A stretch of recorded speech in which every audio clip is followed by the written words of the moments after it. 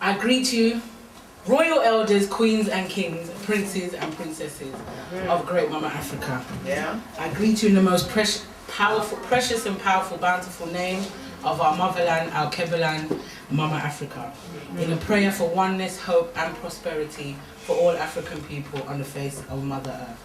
Tendai Mari. Tendai Mari. Can we give Sister Toya another hailing? Platform.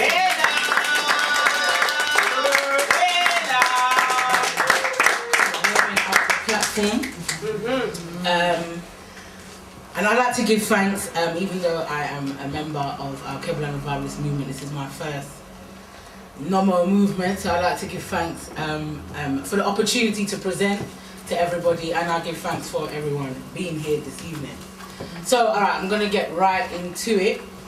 Lioness on the rise, and I want to rise up, Sister Dr. Souljah Richards, following in her footsteps from the last NOMMO. That was a very powerful NOMMO, so I'm definitely picking up the baton.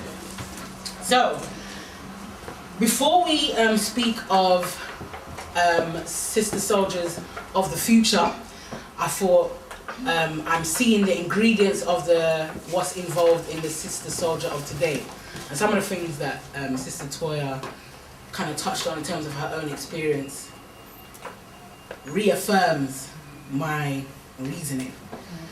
So we start with definitions. Definitions are very important, so we have an understanding of what we're talking about. So the first one we're going to start with is Sankofa, coming out of the Akan people of Ghana. San is to return, Ko is to go, Fa is to fetch and seek back. Sankofa teaches us that we must go back to our roots in order to move forward. That is, we should reach back and gather the best of what our past has to teach us, so that we can achieve our full potential as we move forward. Whatever we have been lost, forgotten, forgone or been stripped of can be reclaimed, revived, preserved and perpetuated. So it's not just because my name is pretty that I put it there. So next definition, culture. Now, as you can hear, I'm a bit raspy and dry, so I will read out the white and everyone can help me with the black, so I can read less. Okay, so culture, the ideas, customs and social behaviour of a particular people or society. Synonyms: civilization, society, lifestyle, customs, traditions and heritage. It goes on to say the arts, manifestation of human intellectual achievement regarded collectively.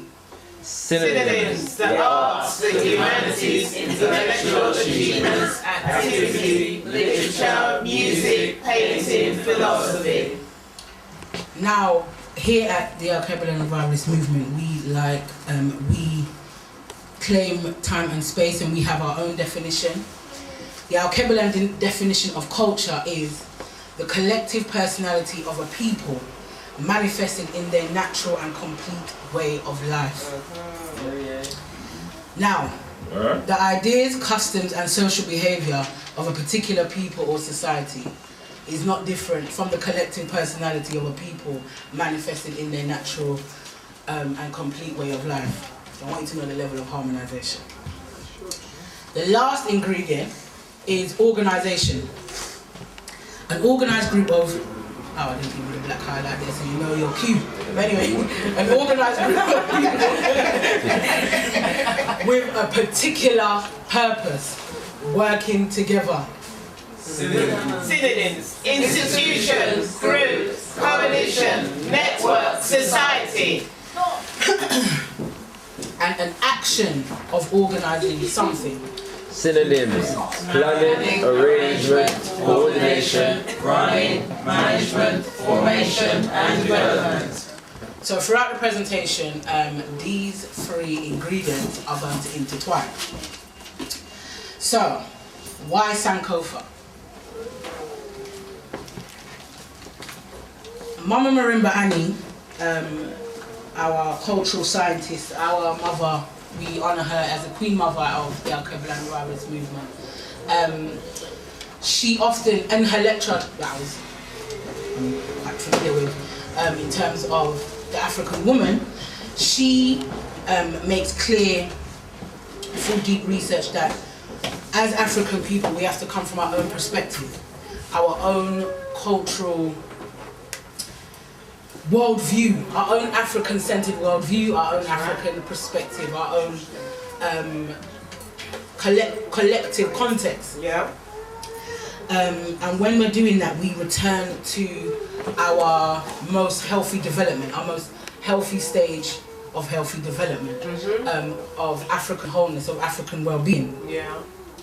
Our mother source. Yeah. So Sankofa is the process of healing and cleansing. It instructs us to look back to Ma'at. That's right. Truth, justice, righteousness, balance, order and reciprocity. Ma'at is what renews us, which inspires us. And in the process of Sankofa, we are always reminded of the work, the mother principles, as to what informs us in our liberty. That's right. This is the best of what our past has to teach us. So in the rhythm of Ma'at, we develop civilization, we build nations. And this process of Sankofa through our cycle continues. Culture is the black print. Say that again, sis. Culture is the black print. Our culture is what informs us. It's what supports us. In our Alkebu-Lan Revivlaist movement, Brother Leader often says, from the womb to the tomb. So every age and stage of our life cycle, of our development, our culture is that black print that informs us of what we're supposed to be doing. Baba John Henrik Clarke always says we come from a we society, but through the Ma'afa, what you call them? I'm a fan of Mama.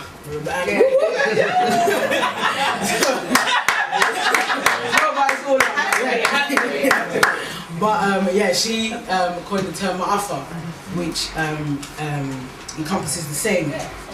So, why am I saying this? So we have become conditioned to become a me society, a me, myself, and Irene society. When I said it earlier, my daughter laughed. Me, my Irene, me, myself, and Irene is a film. I always quote, yeah. So I digress and show my white supremacist mindset anyway. But what am I saying? So yeah, we come from a we society where everybody's business is everybody's business. It's our nature. When she speaks about African wholeness, African wellness, African health, we look at a society in its authenticness before the Ma'afa. We look at a society where there was no hunger. There was no word for orphanage because it didn't exist. There was no old people's home. There was no jail, because the culture, through the mother principles of Ma'at and going through the cycle of Sankofa, the culture had structures, tried, tested methods and structures in place that informed the people, kept order, reciprocity, balance. And it's evident when we research our tradition. And when we understand Ma'at, activating those principles, we recognize our spirituality is a functional spirituality. Unless we are involved in it, unless we are feeding into it. Our Ma'at energy is a reciprocity energy. So it feeds into our functional spirituality, our rituals, our rites of passage. Sound acrostic. Our rites of passage, marriage, passing over ceremonies, which feeds into our manhood and our societies, parenting, family, which ultimately feeds into society, education, and our economics and our social, political standing. So, what does culture say about the sister soldiers within not just our history, but what culture says about sister soldiers within history, but in terms of organising and understanding our natural place? Again, when we speak about coming from an African-centred point of view and perspective when dealing with ourselves and analysing ourselves and critiquing ourselves, we return again to the source.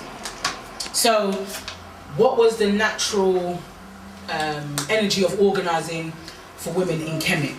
So we start with Kemet, or the feminine principle in Kemet. Basically, Kemet started with the female energy alongside the male energy, but it birthed from Nut, who is the mother of Ra. Asar sits on the throne of Nut's daughter Aset. And so from the get-go, sisters, the divine feminine energy has been present, has not asked, has not had to fight, has not had to scratch and crawl for any kind of position, and that natural balance was present. So Asar saw Aset as the source of his strength, as divine order to civilization and authority.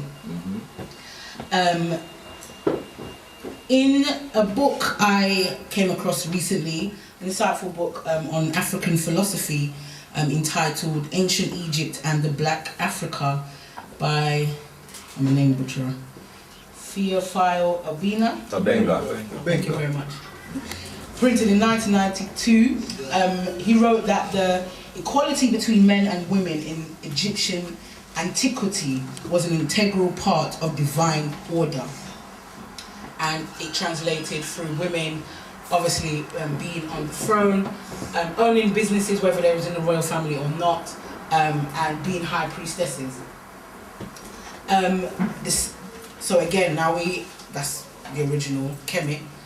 When we look to the continent throughout the Igbo people, and again, Mama Miremba Annie speaks of the presence of African women organising and just taking their stance, not waiting, there was no fight, there was no men are oppressing us, it was their natural divine positioning. So there was always a level of political awareness, political consciousness amongst us as women. And Mama Rumba Annie, when she's explaining the systems of the Igbo women in tradition before the Ma'afa, she speaks of multi-levels of organisation and a dual system.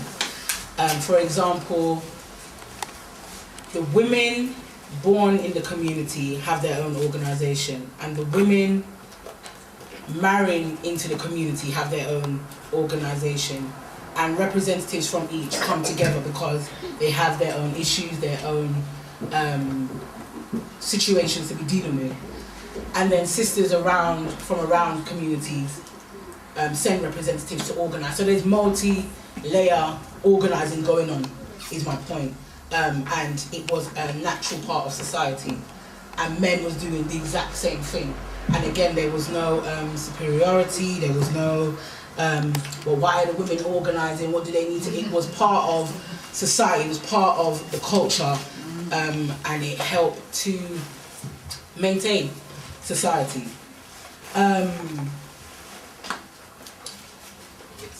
The Rastafari, the Sisters of the UNIA, our sister soldiers of the UNIA, as we know, we had the Black Cross nurses, the Universal Motor Corps, and the UNIA Juvenile Division, alongside business owners who owned a hotel, a restaurant, a laundry, alongside other levels of organising. And to say also 50% of the UNIA was made up of sisters. naturally. They didn't have to fight to get their way in. They didn't have to picket and argue. It was a natural, Lord. It was a natural, they naturally took their stance, is my point. And when we move from the natural source of Kemet or the continent, again, with the Igbo sisters, the UNIA demonstrates a form of that process again of Ma'at, Sankofa, and we have an African retention now within the UNIA that is showing what we've been doing historically, if that makes sense. Yeah. And so yeah, so we had high levels of leadership within the UNIA, and one of the most important jobs alongside all of what I've mentioned was the consistent training that the UNIA women did alongside all of the other things they was doing. So they were still training women to become nurses and educating, because again, it was, we put our history in a context, we have an understanding of what was going on at that time in terms of literacy and so forth. But another very important task that the women had, quite a few of them, was distributing the Negro world. Now everything is a click of a button, or send, and you've MailChimp to the world. But imagine the task of organising how many different branches globally to make sure that these millions of papers reach millions of people across the world, alongside being a mother, being a wife, being maybe working in something else. So again, taking our natural position, what needs to be done, and we get on with it. And the Rastafari sisters, sister soldiers, again, a form of African retention, and we look at ourselves in that time in our cultural context. Again, we was going through a process of Sankofa and Ma'at and the birth of Rastafari. It was integral for our Rastafarian women. The Rastafarian men fighting Babylon. That's not the words I'm looking for. That's what's come to my head. That's fine. But what I'm trying to say is elevated. That's the word I'm looking for. The women, and again, because we are fighting that pressure, they understood that they have to take it. Again, going through that Sankofa, that Ma'at process, totally throwing away any resemblance of Babylon. That's what I'm looking for. Hence the Natty Kanga, not the pretty Natty of today. Not that your Natty's not pretty Antikara, but I mean real Natty. Real things. Yeah, that's how mine goes. Kind of thing. Anyway, so yeah. But also was the nurturers. So they was elevated and would become leaders in that time in their community as women who presented themselves a certain way, and again was bringing sisters, royalty and knowing yourself and walking again with their head high with pride, but in their naturalness. They was charged with, and they took on the role, not charged with in terms of educating the children, teaching in nutrition and agriculture, and health as well, in terms of physical health as well within the community. And then the Black Panther sisters, as we know, again, was the majority of the Black Panther Party, and they went on to, again, brothers did go alongside and work in the food programs and the breakfast programs, but sisters again was at the forefront of that, fundraising, the university student program that they had as well, health, distribution within the community. So sisters was at the forefront, and also patrolling the community with the brothers. So that is just a little snippet. Yes, thank you, Brother Gallant. A little snippet of what our sisters, when again going through the process of Sankofa, consciously or unconsciously as well, we naturally gravitate to our natural positions and we just organise and we just mobilise and organise our communities, and we are naturally politically astute in that way. So, organisation is key, and my time is ticking, so I cannot break it all down. But organisation is key. Why sisters are at the forefront of all development is because organisation is key in developing character. Yeah. I can testify to that firsthand. Yeah, and I've seen it multitude of times with people who have come and gone, who regardless. Now, you know, our recruitment program is not in train at the moment, but it will come and reinstate itself soon. So please do not all rush to the desk to sign in today. However, our induction program, personally speaking, is second to none. That's right. If I chose to leave Alkebu-Lan or not even join anything to do with Alkebu-Lan, one day after the induction program, I'm good. I've got a free 6-week or 10-week counselling package of an awakening of self. I know who I am, I know what my purpose is, I know what I'm meant to be researching or reflecting, like it's next levels as far as I'm concerned. Yeah? And it opens up that door of, if you didn't understand, because these words like character is only used for EastEnders and scandal and whatever, but it's not used on personal development. That's the reality. And again, it helps us to understand our responsibility to our community and that we are accountable. Take control of our lives. I remember you saying, you know, you felt as though you could become more in control of your life. And a lot of the time, whether we're conscious of it again or not, because like I keep saying, I think we're going through a process of Sankofa. We might not be all conscious of it, but we are. And this presentation is more about being conscious of it, so we can be more effective. Because when we're not, we are going against the rhythm, and we are making our fight more difficult than it needs to be. Ancestors are calling us, so it's best we listen or we get dragged kicking and screaming and something. But yeah, so we're able to take control of our lives personally, and it helps us to take control of our children's lives. And I've said reinforce culture. So a basic example is, before anything new consciousness, my granny was conscious. She didn't know she was conscious, let's so to speak, in terms of her African sensibilities as a woman. But you know, raised Roman Catholic household, so you all know what the story is there. So, but yeah, in terms of reinforcing culture, I always knew what kind of parent somewhat I was coming to be. And as I'm young and youthful, don't let me fool you. Yeah, I'm not ramping with these children really. But yeah, so you know, to respect your elders.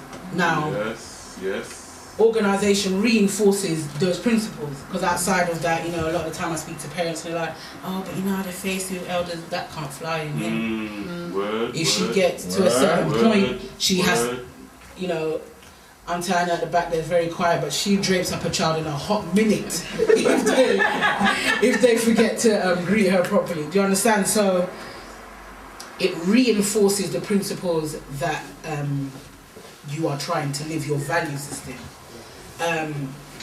It develops our understanding of leadership. But you know that joke. But yeah, that's a full presentation by itself. But it develops. The reason why I say that is because we are living in a time where we've forgotten the purpose of leadership, and I say that because we, for those who have a level of awareness, we quote Papa Garvey, Malcolm X, many of some of the sisters that you put up there, but they're leaders. And if they showed up today, we're going to say, well, boy, I don't do leadership, you know, really and truly, but, you know, no, we wouldn't. Do you understand? We have to understand that there is a level of work that leadership does that on a day-to-day that majority of us are not prepared to do. Even us in the organisation are not prepared to do. That's just the long and short of it. So yeah, but leadership has purpose on a multitude of levels. Creating, in terms of liberty concepts, developing programs, and an economy, economic system, and security. In terms of your spiritual orientation, so if you're in the church, the mosque is still a form of organisation, and there's a level of security in that when you are practicing your faith, so to speak. And then family. Everybody comes into organisation on different levels, and whatever the level is, there's a sense of family within organisation. When you're organising with people, there's a saying that when you eat to pray together. And we pray together, stays together. Yes. When you dine together. Is there an organisation? I'm sure there was one. I can't remember. Got you. That's fine. But the point is that it builds that family bond. That's right. Yeah. A lot of the time when we are on Liberation Road, the cold, harsh reality is, and it determines on your own seriousness, because all of this is about being consciously involved and active in wanting to develop ourselves and develop our character, so we can I didn't see the word right there. Cultivating the revolutionary personality. Nice. Yeah, so we are developing that personality. But yes, the family element, I was saying that when we come from families, a lot of the time on Liberation Road, our families are quite, what's the word? Shadowed. Quite, sorry? Shadowed. Shadowed. Why do you say that? Yeah, shadows. I'm lost. Go on. Forget about it. Oh, okay. Come back to the questions and answers. You'll develop it in the questions. Yes, please. Forget about them. Oh, forget about them. Yes. Well, well, put it this way. You have to get to a place of inner resolve with yourself when it comes to your family, in terms of how you're going to move with them when you're on Liberation Road. That's the long and short. There's some that's it, it's a wrap. I'm not afraid to say there's some people in my family, that's a wrap. I don't know how they're going to look when they grow old, because I won't be there. But I'm saying that there's others that you deal with on a particular level, and you have to be able to manage that. However, again, when we're talking about Sankofa and creating and redefining within organisation, that's its purpose, and we're rebuilding the African family essentially. My family is massive, but in terms of a cultural awareness, it doesn't exist. Now, my daughter don't know no different. Well, she does know no different. She's 12 now, so she knows who she's blood related to, who she's not. But for a very long time, she didn't, because my daughter's been coming to the Saturday school now since she was 3.5, and there's children that's been born since she's been here and grown up with her. So some children she didn't even know weren't her family. They just raised with her, so she's no better. But this is the example, and this is what we're supposed to be creating. So, organisation is key to achieving our goal of total liberation for African people. Absolutely. So in my journey, I'm going to be very brief. So I started on Liberation nearly 10 years ago. I joined the Alkebu-Lan Revivlaist movement rather. And in those years of organisation, organisation has served me well, and my child with countless others before and since me. Briefly, it has been supportive, it's been therapeutic, it's been, and consciously and unconsciously, like I always say. I spoke about the joy that is the induction program, and I give thanks and praises for the stability of organisations. Our queen mothers that I highlighted before, they understood the stability that comes with organisation. Yeah. When you're coming into your consciousness and you're kind of all over the place, and you know, what's going on? Oh God, blackness. and you know you're going through, like you're saying, a phrase, and then you have to calm down a little bit. But the point is that the consistency of organisation allowed me to go up and down and do whatever me I do. And as before I was fully ingrained in it, if I just start from Saturday school, that regardless of what was going on in my life, that consistency, that commitment from other members of the organisation, knowing that they have to be there every week to open Saturday school because the community is coming, that they're providing a service. Yeah, that meant a lot for me when my daughter was coming up at different stages. So at times I might not even want to be here, but because it was consistency in her life, and it was a consistency in my life eventually in that sense, then yeah. Also, so essentially,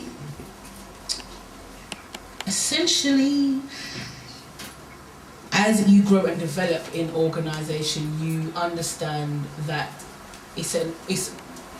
and what our foremothers understood was it's an environment, it's a safe environment, again, to go through that life cycle.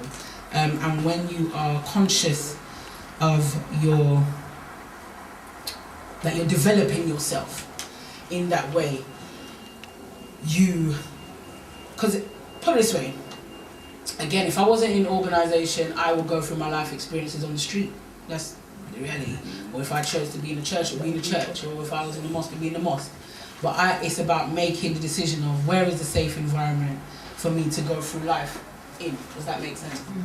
I'm not saying everybody's going to run to your aid, everybody's best friends or whatever, but I know that I will never be hungry, so to speak. Maybe my own pride.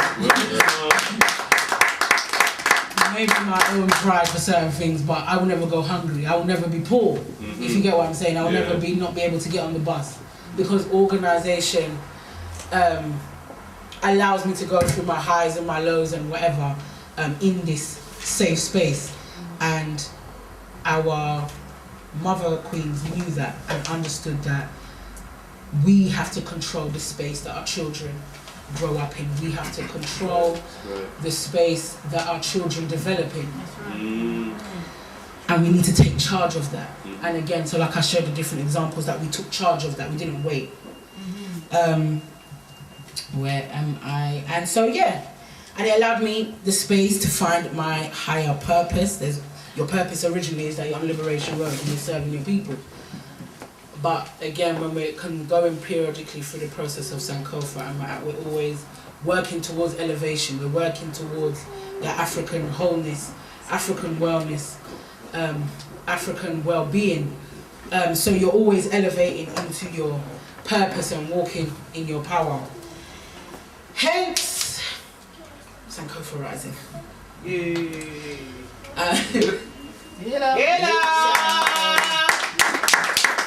Sankofa Rising was born.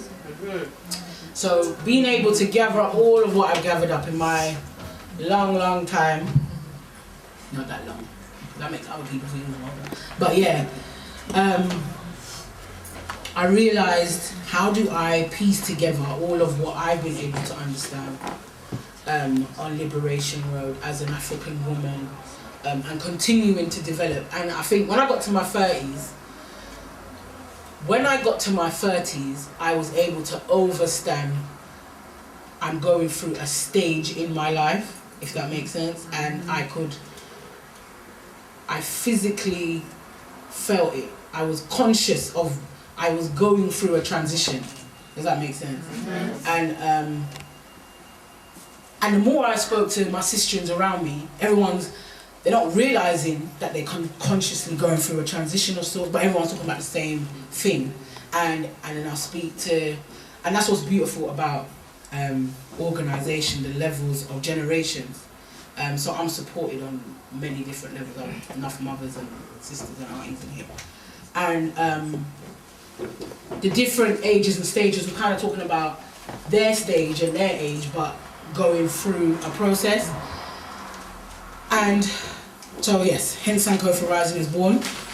So let me quickly run through. Sankofa Rising aims to create a space for developing a support network, bringing African women together to mould and shape an environment through sharing and discussion that will allow us to evaluate our womanhood and maximise our woman potential in ways that maximise the benefit, that will benefit the community as a whole. Always being easy with ourselves, remembering everything is a process. Relearning yourself is not an overnight thing, but being committed to the process can be. Sankofa Rising is open to sisters from the ages of 18 to 60. And at first I was kind of like, I was thinking, oh, I can't open it that big, you know, big women, but I was thinking, at the time I was thinking big women gonna come and say, look at this little girl sitting in there. But again, from the guidance of some of my elders and my mothers in the movement, they gave me encouragement. From Auntie Amitai, Anoa, I'm not sure if I spoke to Auntie, I don't know about it, but but yeah, what am I saying? But it made me know to stretch it out, and sisters of bigger generations were saying to me, yeah, open it out, and I wanted it to be intergenerational, if that makes sense, because we're trying to close those gaps when we're looking at the sisters who was organising in Kemet, the Igbo sisters, Rastafari. These are ranges of generations passing down and influencing each other. And in this time of Ma'afa, there's so many sisters of particular ages that again, when we're going back to what Baba John Henrik Clark said, and we're coming back to a we-ness, there's no the circles are not what's the word? No one feels a way about whatever stage they're at. Does that make sense? I'm a big woman, so I should know this. Like there's and that's the point of the space, to feel safe regardless of where you're at. That the understanding and the love that we need to go through that healing process. So yeah, these flyers, I was hoping to have up-to-date flyers for you with new dates, but yeah, Anchor being started last year September, and Back to Eden started in January, and hopefully we should have it starting here soon, and we should have it in South. Yes, womanhood, relationships and parenting. So with African womanhood, we are discovering what it is to be an African woman. And in this time of information age, I can tell you that we are still struggling very much to have an understanding of what it means to be an African woman in this time. Development of our character is important for us to develop in our African womanhood and basically walking and stepping into our power. I'm always a firm believer of saying that women, not saying, just the truth, we are trendsetters. And once we change the dynamics, that's it, it's a wrap. It's a new world tomorrow. Another one is relationships. The relationships we have with our families, like I was saying, in terms of in resolve with certain things. Our men. Yeah. This is, major. It's funny. In how many sessions? We haven't had a session about man yet, But anytime I need to give an example, I would give a man example, and everyone's like, oh yeah. But anytime I say, should we talk about men now? No, okay, wait. So yeah, men is wow. But as women, consciously or unconsciously, we definitely have to address the unconscious. I was having this discussion the other day with Tafazwa, but we have to address the unconscious feminine thought that is in our mindset that we're not aware of, and it plays itself out. A lot of the time when someone say, oh no, I'm not on that. But when we talk about the dysfunctionality of our relationships, we can all relate. Why can we all relate? If you ain't, you understand? Yeah, it don't make sense. So our relationships with our children. There's a lot of us right now, we're in a time where we're not having the best relationships with our children. and we're not really addressing it. And as women, that is the decay of us in some sense. When we're at a place where we are comfortable with not wanting and being not communicating with our children and feeling okay about it in a very negative sense. And again, our sisters, addressing our relationship with each other as sisters. A lot of the time, again, you speak to sisters, oh no, it's all love, it's all love. But then 30 seconds later, did you see how she looking at me? So, do you understand? So, you know, and it's reflective. Because if we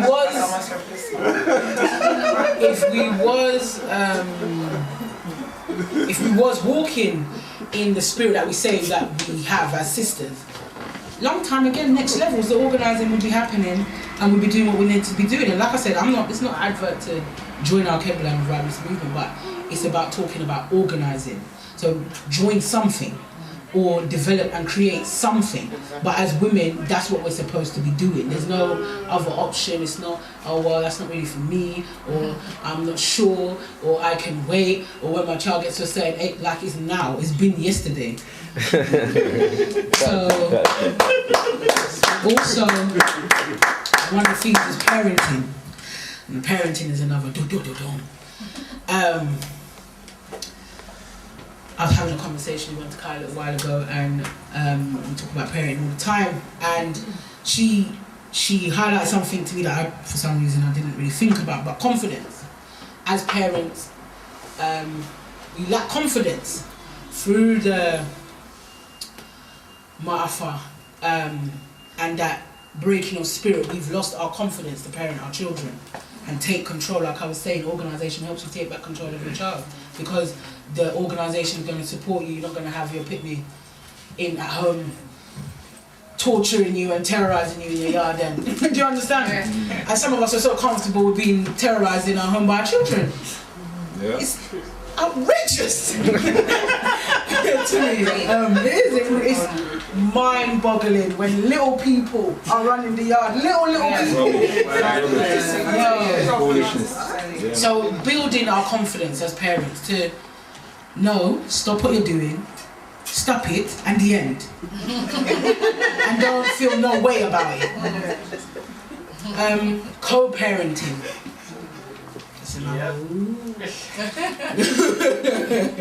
Because as sisters, again, in terms of when we're not developing our characters, our co-parenting is affected. And you know, a lot of the time, oh, he's not doing what he's supposed to be doing. Auntie Kai, I want to say as well, she usually says our men are depleted. I was watching something that said that actually. And so we have to take it to a next level, and again, showing through the examples of organising. But with the co-parenting, a lot of the time as women we say, you know, I'm putting in all the hard work, and you know, the brother might not be functioning on the levels that he's supposed to. That's the reality. And he ain't putting the time in or the financial effort in, and for that reason, he's not going to see the youth when I want him to see the youth. We have to come out of our feelings. And we have to mature and develop and put the child at the centre. Unless the child is, it's a situation where the child could be harmed in any way. If it's not that, and it's just quote unquote worklessness, you have to just charge into the game. Because unless this man, like I said, is beyond abusive, he needs locking up, we chose him. Alright. This is the long and short of it. Yeah. In the joyous moments, we chose him. Yeah, we chose him. We're not happy anymore. He's getting on our nerves. We have extra grey hair. You've used language that you didn't want to use. Alright. He knows all of the buttons to press. Every blessed one. Of the bad ones now, obviously. And obviously. But my point is that we have to accept these realities. We chose him. Yes. So we have to know what we're working with, and know that always the mindset is, how am I going to resolve the situation? What is the end solution? Good, bad, or indifferent. Yes. Good, bad, or indifferent. So sometimes people say, well, I don't have no communication with him and it's just a texting and it's just terrible. But is he coming to get the child on time when that happens? Yes. Good, bad or indifferent, we keep it moving and keep the child central. But we have to develop our characters for that. We have to be more mature. You know, if a man steps out and he's sleeping with somebody else, oh, that's it, after he slept with it, what has that got to do with you? What has that got to do with the child? Look, well, whatever's got to do with you, but what has that got to do with the child? Yeah. More importantly, whoever, you could have slept with the world. It's nothing to do with you, or nothing to do with your child in that sense. Especially if you're not together, it's really nothing to do with you. It's not your business at all. But we're so caught up in our feelings. And communal parenting. That's a big thing as well. Again, when we see our systems of our ancestors and our traditions, communal parenting is key. Without the communal parenting, it all falls down. But we're in a time where we see something and it's right before us, and we might even be in these conscious spaces, and that's it. We don't want to address that situation or say, child, you know, sit down, or, you know, I saw your daughter acting, and no, it's not my business. It's not my business. That there is killing us. So yeah, let me speed through. So basically, for the future, we need liberation children. Yes. We need to develop children. Yes. We need to develop children with strong characters. Indeed. We want confident children to battle their way through the educational system. We want our children to battle their way on the street and this and that, and then we're not working on developing their characters. It doesn't make any sense. They need strong African worldview, a sense of place in the world, a sense of self. They need consistent culture-based livity. So we need to develop our livity, and we have to be consistent in it. We need to teach the importance and functionality of organisation, and have them involved in organisation from whatever level as they grow.